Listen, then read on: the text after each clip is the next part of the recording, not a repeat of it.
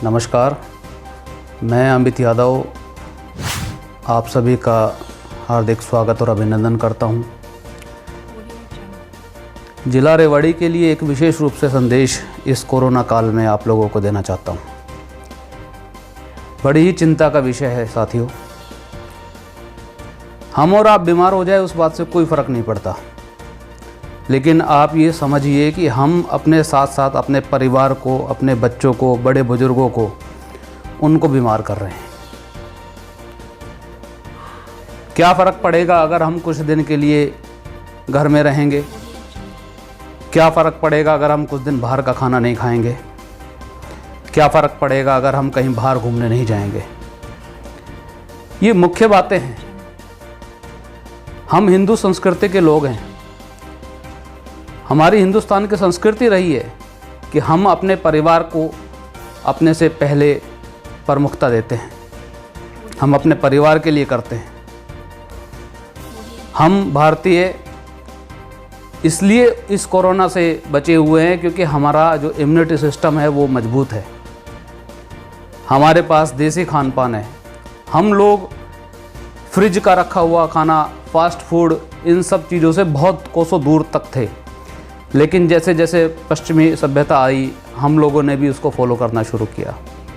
आज दोबारा से समय है साथियों, हम अपनी जड़ों की ओर लौट चलें और इस कोरोना नामक महामारी से स्वयं को बचाएंगे तो ही हमारा परिवार बचेगा, हमारा समाज बचेगा, हमारा जिला बचेगा, हमारा राष्ट्र बचेगा।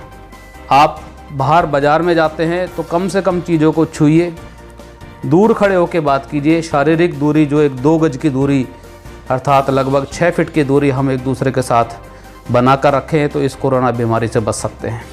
मास्क कितना ज़रूरी है इस बात का पता हम लोगों को अब लग रहा है कि हम जब कुछ आपस में बात कर रहे होते हैं और हमारे मुंह से निकले हुए जो पानी की बूंदें होती हैं वो किसी दूसरे व्यक्ति को संक्रमित कर सकती है।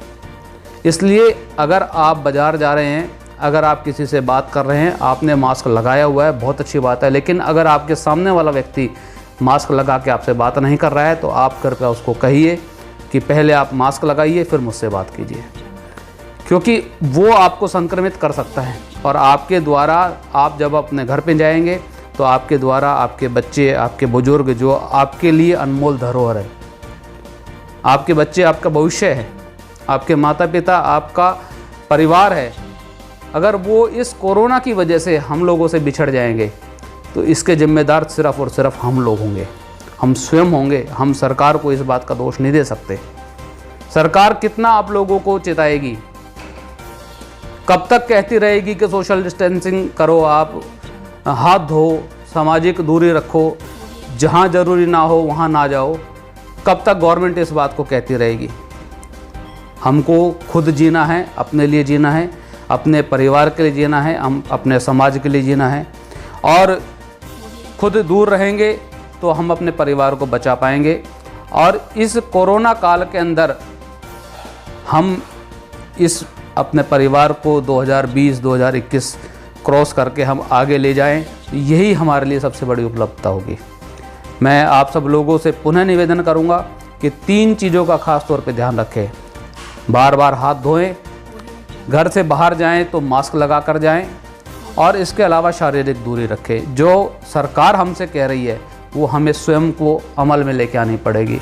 एक बात और विशेष रूप से आपसे कहना चाहता हूँ कि हम अगर ज़रूरत ना हो तो अपने शहर से, अपने गांव से बाहर ना जाएं।